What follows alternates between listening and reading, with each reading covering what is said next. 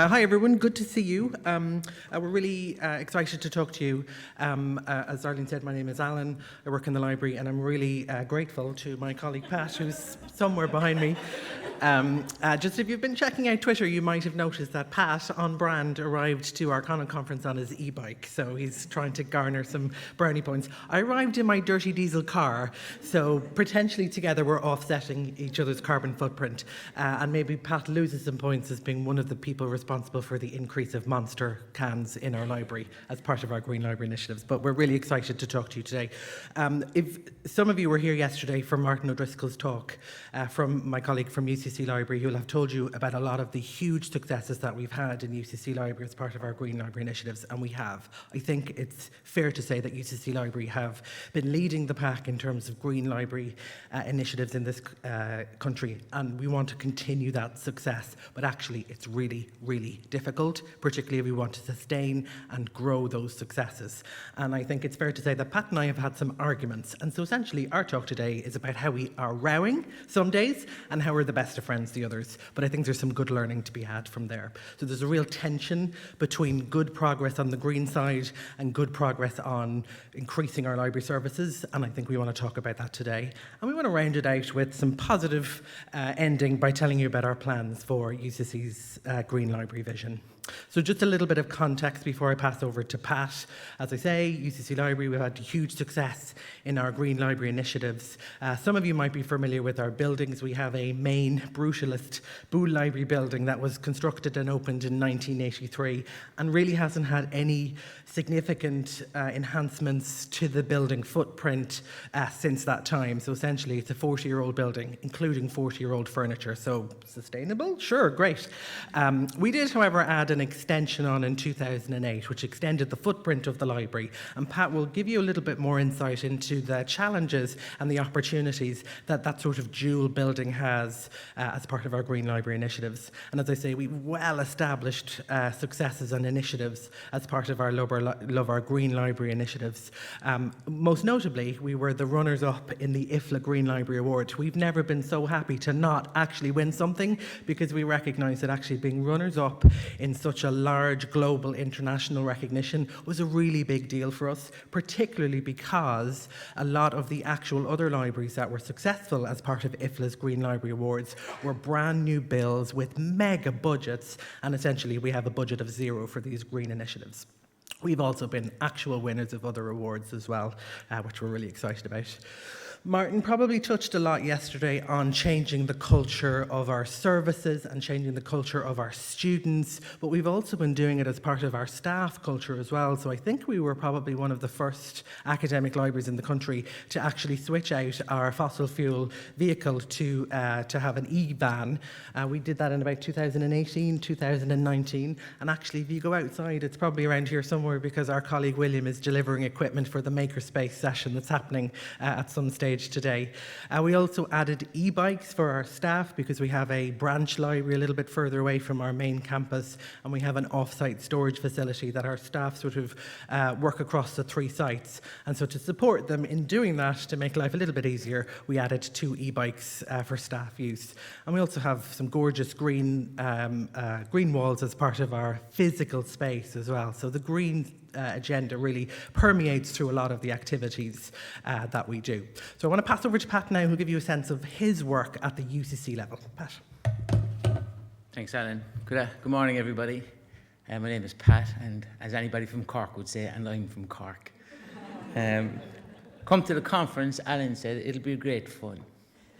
How did I end up here? If there's anybody listening not involved in a library, please help me. I know too much about libraries, but we'll see how much I actually know. Speak your mind, he said. That was a challenge. If anybody's familiar with Father Ted, remember? When he stands up and he speaks for 3 hours. And to you, Larry Murphy, who said I'd never do anything. Look at me now. But then I saw Alan's profile and we were going to have a debate, and I think I would have lost that debate. So I'm going to tell a different story. I chickened out. We've been working, and I say we, I talk about the university, have been working on sustainability for a long, long time. Since 2000. We've made some incredible progress, being the first green campus flag in the world, which is now active in 81 countries. that started in UCC from the green flag programs that we're doing in our primary and our secondary schools, and that came from the students. And you can see the map there. We're doing something every 2 or 3 years. And I joined the energy team in 2016, and I remember my first walk into the Pool Library, and I'll talk about that in a minute. But that was the genesis of the Love Our Library campaign. And we won an award that year, and you know what that award was for? Turning off the lights. I wrote a 2-page award submission for turning off the lights. It was the easiest award submission I ever spent in my life. We celebrated our 10-year anniversary in 2020, just before that happened, and we had kids in from schools, and they were incredible. Be the change, be the difference. Stop looking for excuses, take action was the message we got from them. If we can get one person doing an activity and replicate that 7 billion times, that's progress. And that's where I have conversations with the library. That's my mind frame when I'm going into the library to talk about energy, to talk about how we use our buildings. And the library and the program has allowed us to do things like, it was the genesis of the single-use plastics free. And I would say I wouldn't be sugarcoating it as the big driver for the library was coffee stains on carpets. Wasn't that fantastic? We took coffee stains on carpets and saying, get rid of disposable cups. And then our disposable cup sign hit Facebook in some place in Australia with 1 million followers. And we're like, yeah, that sign's never coming down. And 4 years later, we have no more single cups. And I was just at a session yesterday, 363,000 cups we avoided since January. That's incredible, just for one campus. So we're quite proud of that. I have policies that I have to follow, and the university has to follow, and they're guided in our climate action plans. So we have a 51% reduction in carbon emissions. And we have a recently relaunched climate action plan. And we have a climate action office now that sits in the president's office. And that's the level of seriousness that's given to sustainability. On the energy side, this is where I see the eyes gloss over in the library conference, but I'm the energy manager, so I have to talk about energy. I'm incredibly proud of what the university has done. We've grown by 24%, but we've reduced our consumption at the same time by 22%. And that's not easy. That requires investments, it requires patience, it requires having conversations and difficult conversations. And I couch everything in our 50,001, and it's people that are in that space. ISO is not really exciting. I can see eyes gloss over, nobody loves ISO. So we tried to frame it in a different way. I used the 3 Ps, and I thought I invented it, but actually I didn't. It was out there, and when you get into a library and you start researching things, you figure out, maybe I should have done research a bit earlier.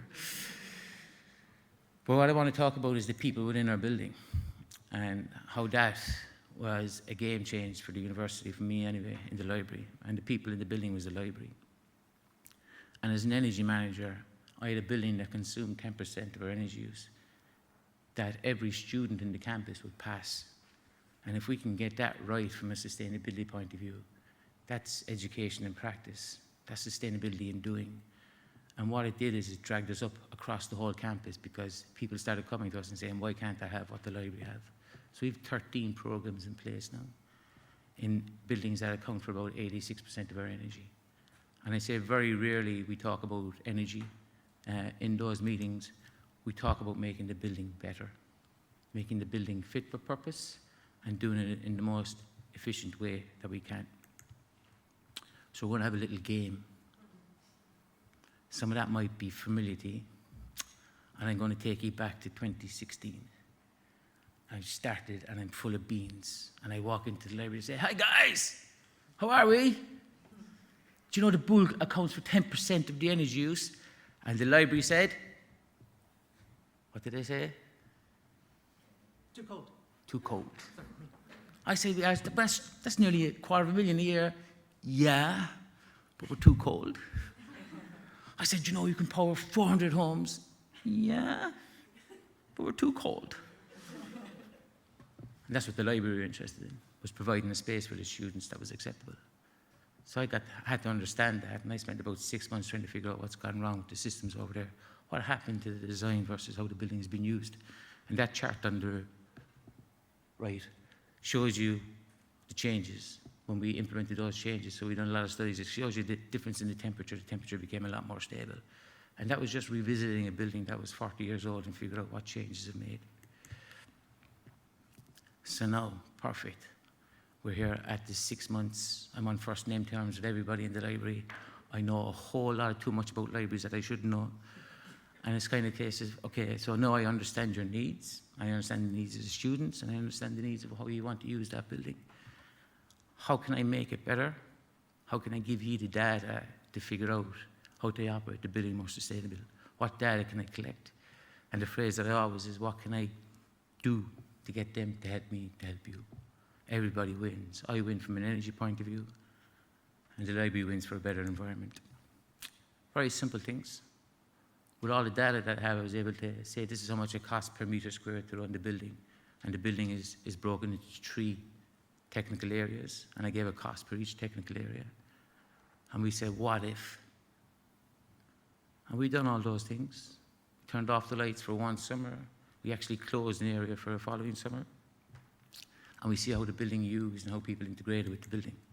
So I said, it's fantastic. Isn't this great? We'll do that again next year. No.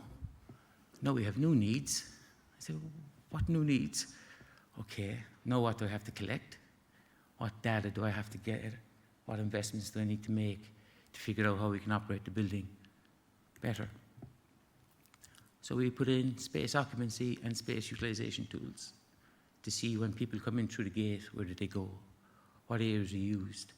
When we make a decision to close an area or promote to try to close an area, what is the real impact?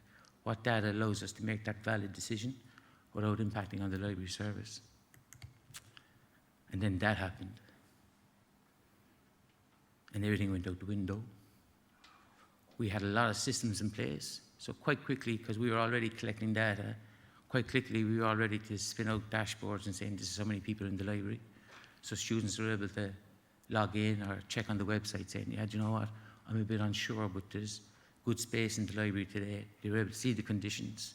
And we have a dashboard for the front of house. So they're able to monitor their areas and seeing that it's safe.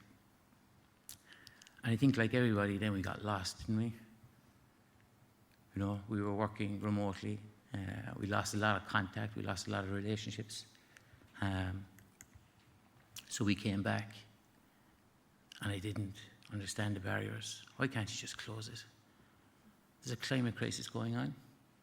The world's on fire. All I'm asking you to do is close the building an hour or 2 earlier. And that's the tension Alan speaks about. That's the real tension that we have. The easiest thing for me to do is to turn off the lights. It's probably the most difficult thing to do for the libraries to reduce their opening times. Thank you, Pat. Isn't it hard not to sort of get wrapped up in Pat's passion for environment? And yet, as I say, it is actually really tricky. There is that tension there between providing really open access to our spaces, to our services, and yet the cost of actually doing that is only growing. And so I want to spend just a few minutes talking a little bit more about this tricky business, the conflicts, the tensions that we've had, what led us to our row, and how we've come the far side of it. So again, I suppose I just want to give you a little bit of context at this stage of our journey. So as Pat was saying, at this stage, COVID had sort of come. We were sort of realizing what our new reality was, and particularly in the last sort of year, 18 months, the university really emphasized a very strong emphasis on the return to the on-campus experience. The library had been opened pretty much all throughout COVID, like the rest of you, and had seen significant footfall in through our libraries in a very restricted geographical area anyway. So it wasn't really new news to us that we were going to stay open and provide on-campus services, but the university all of a sudden decided actually everything back, classes. There was a real emphasis on activities throughout the campus, and the library is a really important part of that. We also, thankfully, have, you'll hear and see from our president a little bit later on, he likes to go around telling everyone that UCC Library has the longest opening hours of any academic library currently. We open 7 days a week throughout the semester from 7:30 in the morning till 1:30 at night, and we only have 3 closed days a year. And that was a very long, hard-fought battle. About 7 or 8 years ago, our students had to sleep in the library because they were so dissatisfied with our opening hours, and through a really long, arduous industrial relations process that some of my colleagues here have worked really hard on, we were actually able to get to the far side of that and offer some really exceptional opening hours for our students, and they absolutely love it. But again, when you open longer, it's going to cost you more to keep the building opened. And that idea of increased presence on campus. This year, perhaps like yourselves, we've seen the highest footfall in our campus, in our libraries rather, ever. In one day, over the Christmas exam period, last December, we had 13,000 visits on that one day. Normally our busiest period would have 10,000 visits. So our users were actually coming into the building a lot and really placing heavy demand on our services. And then sometimes we get news articles like this appearing, that UCC student tries to sleep in the college library, and you're like, oh, good media literacy, the headline is not entirely accurate. But there is that notion of, remember what was happening last December? There was the accommodation crisis, there was the rising cost of energy, particularly for our students. They were really concerned about where they were going to put their head to sleep at night, and can they stay warm, and can they stay healthy. And we all know that libraries have a really strong remit as a place of sanctuary. So it wasn't really a great look for us when Pat was coming in going, can we close the library wing where 300 reading spaces are going? We also, like many of you, run our LibQual survey every 2 years, and we just happened to run it last semester of last year, around the time that Pat and I were having conversations. And normally I love negative feedback because that gives us good direction as to where we need to put our focus and our energy, but unquestionably the largest volume of responses from students was around the coldness in the library. And I think this is one of the quotes that really does get to the heart of it. I don't understand why the library closes so late if users are actually prevented from staying later than 7 p.m. Prevented from staying later than 7 p.m. because according to them it's so cold. They cannot stay there. It's not conducive to their learning environment. And there's another comment here. It's disgraceful that students are treated the way in order to cut down costs during the months when heating is needed the most. So this really caused us to have a come to Jesus moment, prompted by Pat coming to us on a Thursday evening saying, can we close the reading rooms at 3 o'clock tomorrow on a Friday? But actually it was a really important time for us to reboot, to reset, to learn one another's I suppose, priorities, and to actually ask ourselves, have we actually tipped the balance too much? Have we just gone a little bit too far on our energy saving initiatives? And how can we actually recognise that our library building is not the same as the empty academic building that's just 40 steps across, that is also under the same sort of restrictions? We have really long opening hours with really high footfall. We're not a like-for-like service to, say, some of the buildings throughout the rest of the campus. And how can we have a smarter conversation on campus about potentially Boole having more permissions in terms of energy consumption than maybe some of our other buildings? And they're the conversations that we're starting now. Pat, we might just go on to maybe the future, and I'll pass back to you to talk about our plans. I really was hoping we were going to run out of time before Alan got to those comments, but no, strategy didn't work. Yeah, but we addressed that, and the slides in there shows you the temperature. I think we averaged about 20.1 degrees. I just want to get that in, Alan, for the last year.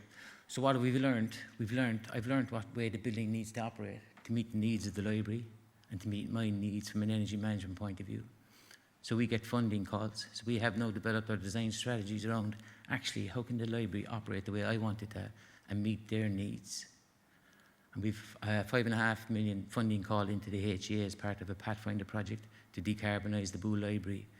But the big thing is that anybody can go anywhere within the library and still be energy efficient, and that the library don't have to take any proactive steps, that it's all automated. And we're quite hopeful that we might get funding. I think they're deciding on the summer on that one. And I think, yeah, Alan is standing behind me. If you want to come up there, Alan, for the last couple of seconds. It is difficult. Yeah, no, it is. It's really, really difficult work, but it's absolutely worth figuring out together. And that is, I think, the key thing that we're relearning together, that actually the Boole Library, we've achieved so much. We've leveraged those low-hanging fruits. We now need to actually put investment, and when I say we, the university and the government now needs to put reinvestment back into the original footprint to allow us to really reach those big, hairy, audacious, lofty goals of sustainable green library services. And the only way that we're going to do that is actually together. So thanks so much. I hope that was helpful for you. Thank you.